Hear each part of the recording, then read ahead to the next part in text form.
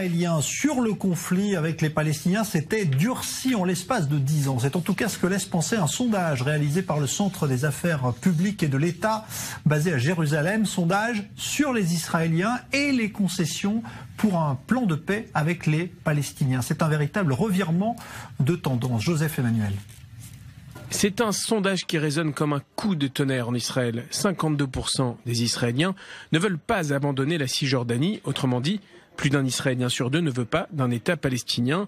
La tendance s'est donc inversée par rapport au même sondage fait il y a 10 ans. Si un référendum avait lieu aujourd'hui, seulement 36% voteraient pour un retrait des implantations juives, c'est-à-dire pour l'expulsion de leur maison de près d'un demi-million d'Israéliens. En revanche, ce sondage montre qu'au sein de la population arabe d'Israël, on voit les choses différemment. 70% des sondés affirment qu'ils voteraient pour l'expulsion des Israéliens de Cisjordanie si un référendum devait avoir lieu. Enfin, les sondeurs n'ont pas eu peur d'aborder certaines questions rarement posées. À la question « Pensez-vous que tous les citoyens d'Israël doivent avoir le droit de voter ?» En cas de référendum sur la question de l'expulsion des Juifs de Cisjordanie, 44% répondent non. Une forte minorité ne veut pas que les citoyens arabes soient consultés sur ce point. Sur la question de la pression internationale, seuls 12% des Israéliens pensent qu'Israël doit céder et procéder au retrait total de Cisjordanie. Enfin, deux chiffres très significatifs. Si une majorité d'Israéliens est contre la création d'un État palestinien, seule une infime minorité, 3%, considère qu'Israël devrait annexer la Cisjordanie sans accorder la pleine citoyenneté aux Arabes palestiniens, alors que 26% croient en une annexion israélienne complète et à la mise en place d'un État binational. Mais ce chiffre comprend les sondés juifs et arabes et une importante part des Arabes israéliens et pour l'instauration d'un seul État, un État binational à la place d'Israël et à la place de la Cisjordanie. Alors on va se pencher sur ce sondage avec deux invités. Yigal Harrar, bonsoir, vous êtes avocat ici à Tel Aviv, merci d'être avec nous. Freddy Eitan, bonsoir. Vous êtes chercheur justement au Centre des affaires publiques et de l'État qui est basé à Jérusalem et qui a donc mené cette enquête. Est-ce que vous diriez aujourd'hui que les Israéliens ne sont, si on tire des conséquences de ces chiffres, ne sont plus favorables à la création d'un État palestinien? Est-ce que c'est ce qu'il faut déduire de ce sondage?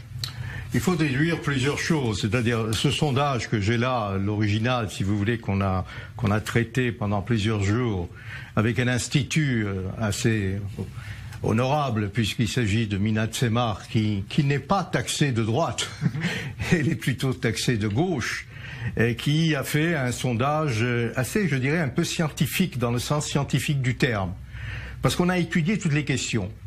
Et ce qui apparaît, d'après ce sondage, je vous donne deux exemples.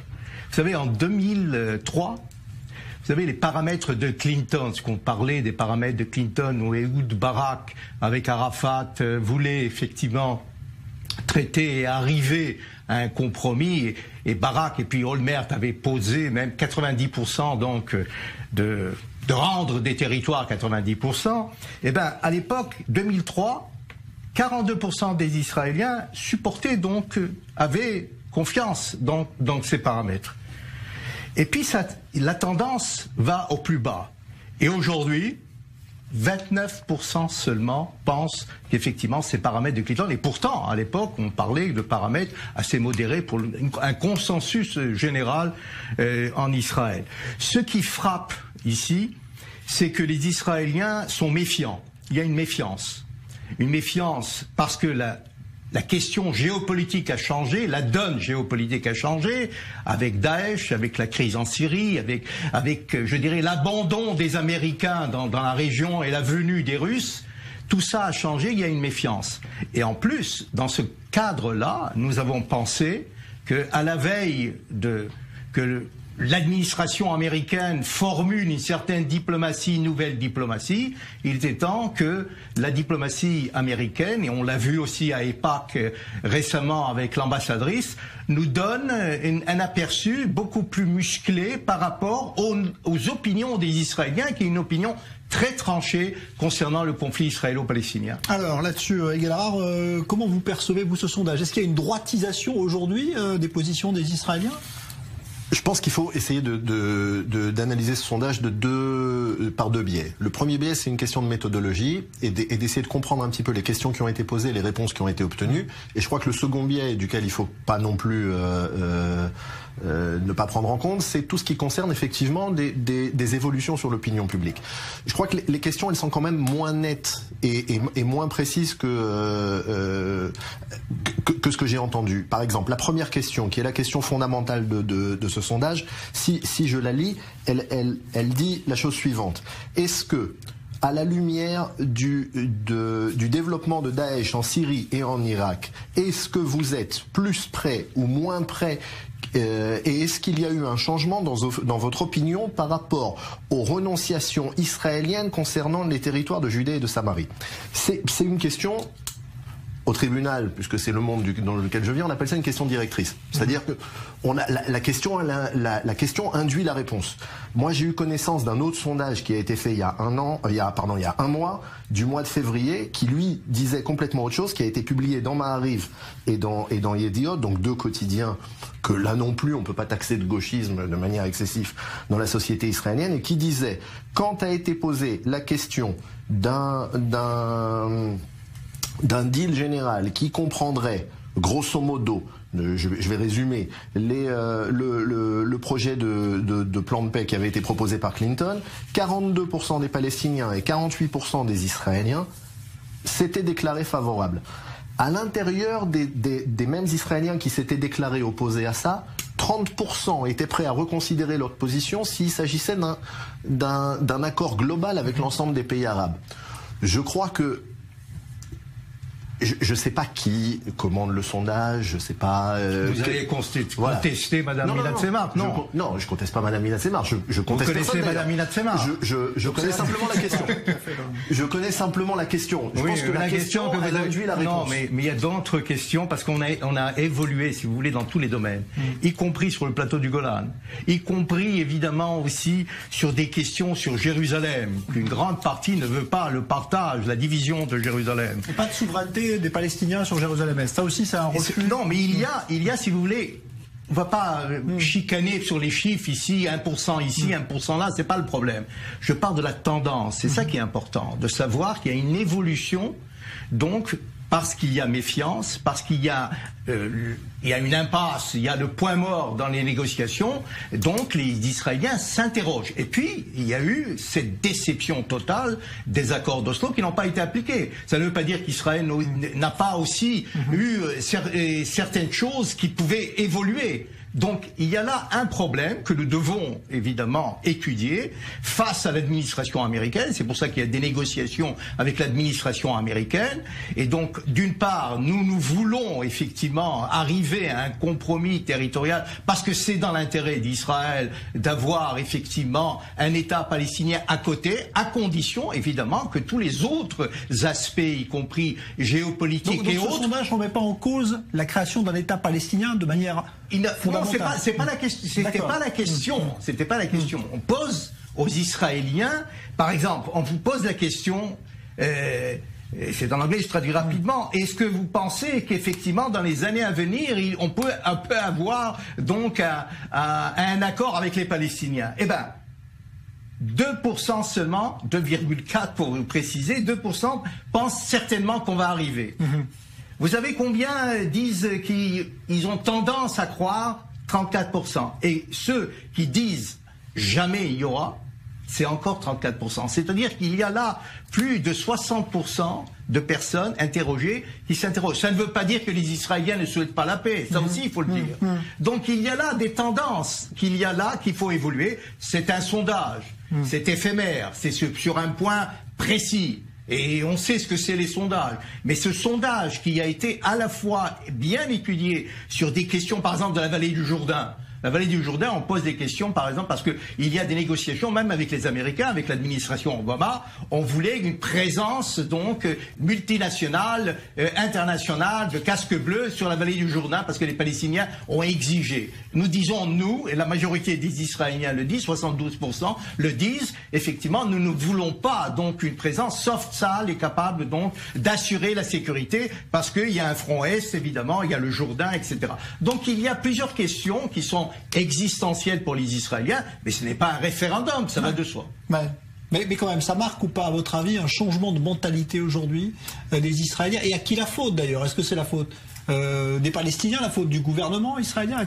Comment est-ce qu'on peut analyser ça? Je crois qu'indéniablement, affirmer qu'aujourd'hui il y a un pessimisme dans l'opinion publique israélienne, c'est indéniable. C'est non seulement un pessimisme, c'est une absence totale de perspective politique qui est donnée quant à une éventuelle résolution du conflit. Le gouvernement israélien n'en parle pas, c'est un peu le problème de l'éléphant dans la pièce, c'est-à-dire qu'on parle de tout ce qui est autour sauf de l'éléphant, donc c'est pas un problème qui est abordé. Donc que ça puisse traduire, que des sondages puissent traduire une méfiance de l'opinion publique israélienne, là-dessus il n'y a pas le moindre doute, c'est quelque chose qui revient. Je crois simplement que faire abstraction de l'aspect politique de ce sondage, c'est un peu dilatoire. Aujourd'hui, les journaux qui ont mis ça en exergue en Israël, c'est Israël Hayom, dont on sait qu'il est l'organe de presse plus ou moins officiel. Oui, parce que les autres journaux ne veulent pas connaître la vérité, ne veulent pas savoir, et je vous le dis d'une façon claire et nette, ont refusé de publier ce sondage. Mais regardez, on leur posait la question, on a envoyé. Écoutez, je suis là-dedans. Non, mais je vais vous poser une question. On a envoyé aux journaux, Yediot et d'autres, qui n'ont pas publié ce sondage. Pourtant, c'est Minat Semar qui a même fait des sondages pour la deuxième chaîne de télévision et pour Yediot Achronot, etc. Donc il y a une raison. Et je vais vous donner une des raisons. Alors la raison, c'est quoi? La question numéro 2. Par exemple, je vous lis, je la traduis de l'hébreu. Oui. Est-ce que vous soutenez ou vous vous opposez à la création d'un État palestinien dans les limites des frontières de 1967 ? Aujourd'hui, à l'intérieur de l'opinion publique israélienne, je ne crois pas qu'il y ait effectivement 20% de la population qui soutient, ça me paraît même beaucoup. Je suis même étonné du résultat. Parce que dans aucune négociation, il n'a jamais été question d'un retour aux frontières de 1967. Oui, c'est ce que les Palestiniens revendiquent. Mais les Palestiniens revendiquent. Alors on est dans un autre cadre. Non, mais c'est pas un autre cadre. C'est ce que dit la Ligue arabe. C'est là aujourd'hui. Non, mais c'est ça le problème. Non, on est dans un autre cadre. On n'est pas en confrontation entre Israéliens concernant. On est en confrontation avec les Palestiniens. Ça, c'est un débat.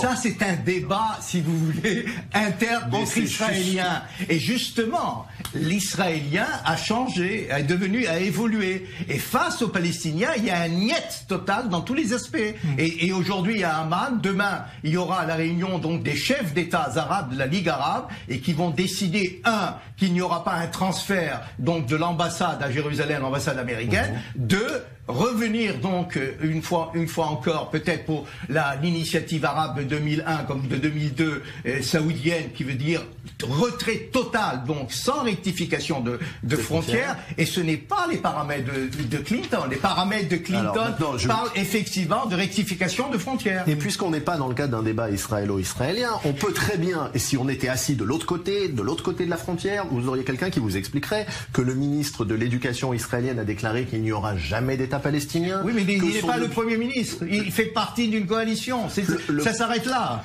C'est pas la politique du gouvernement. C'est pas la politique du gouvernement. Non, c'est pas la politique. Puisque la politique du gouvernement de Netanyahou, c'est 2 États, 2 peuples, 2 États, c'est-à-dire Bar-Ilan. Aujourd'hui encore. On est dans la science-fiction. Vous avez bien conscience qu'on vit dans un monde virtuel. Il y a aujourd'hui une réalité sur le terrain. La réalité sur le terrain, on peut pas faire comme si elle n'existait pas. Oui, non, mais ce serait trop simple. On doit arriver à un compromis. Je comprends bien, mais on doit arriver. Mais je dis bien et je le répète, on doit arriver à un compromis. Alors, où est le débat ? Mais s'il n'y a pas de dialogue entre nous et les Palestiniens, il n'y a qu'un dialogue entre Israéliens, eh ben il faut trouver le moyen. Et j'espère que l'administration aujourd'hui de Trump, qu'il y ait une administration qui veut faire des deals, qui veut essayer d'arranger, de faire un arrangement total, global et tout ça. Et il se peut qu'on pourrait trouver ce qu'on appelle un nouveau Yalta, quelque chose de beaucoup plus large, global, c'est-à-dire une paix régionale et non pas seulement une paix avec les Palestiniens, parce qu'on va englober le problème palestinien, évidemment, ça va de soi. Mais il s'agit aussi de voir tout autour, à gauche et à droite, qu'est-ce qui se passe. Et on sait très bien ce qui se passe. Le Hezbollah est là, et il y a 100 000 roquettes et missiles. Le Hamas, qui n'a pas évolué, qui n'a pas changé sa charte, et essaye évidemment par tous les moyens de nous lancer une autre fois sur la gueule, donc des roquettes. On est parfaitement d'accord. Mais dans ce cadre-là, vous savez très bien, et vous le savez pertinemment, que les chiffres que vous avez donnés dans ce sondage, ils ne recouvrent pas la réalité. Si demain matin, il y avait un Yalta, comme vous dites, ou un deal qui proposait effectivement à la population israélienne d'arriver à un accord de paix, dans le cadre d'une résolution complète des problèmes, il y aurait une immense majorité qui se dégagerait, et je dirais, quel que soit pratiquement le prix territorial qui serait à payer. Et c'est pas ce que ce sondage essaye de montrer, et je vais vous dire pire. Que ce sondage ait été fait avec des motivations bonnes ou pas bonnes, c'est pas la question. Non, les motivations sont bonnes. On est institut de chercheurs experts. Je ne fais pas partie d'un parti politique. Personne n'est fait partie de parti politique. Que lorsqu'on pose une question telle que je vous l'ai lue, elle induit la réponse. Si demain matin je vous pose comme question... Les Israéliens sont intelligents, ils savent répondre ce qu'ils veulent, mais ils savent exactement. Alors comment vous expliquez qu'un sondage je vous donne résultats exactement mais ça dépend aussi comment ce sondage a été effectué. C'est exactement ce que je vous dis. Par qui ce sondage? Alors on va le regarder ensemble. Oui, regardez. Non, mais c'est pas une question là-dessus du sondage. Non, mais c'est là le problème. Les problèmes, c'est l'évolution de la situation. Ouais. Et l'évolution, hélas, va en pire. C'est-à-dire qu'il faut trouver une solution, et on est tous d'accord pour ça. Moi, je pense qu'en l'absence de dynamisme politique, en l'absence de dynamisme et en l'absence de toute perspective qui est donnée, on arrive effectivement à une situation où on désespère. Mais je crois que dès qu'il y aura une ouverture qui sera donnée, dès qu'il y aura une solution qui semblera pouvoir être apportée, je pense que la population israélienne, dans sa grande majorité, soutiendra le processus qui pourrait être fait. Merci Yigal Harari, merci Freddy Ethan.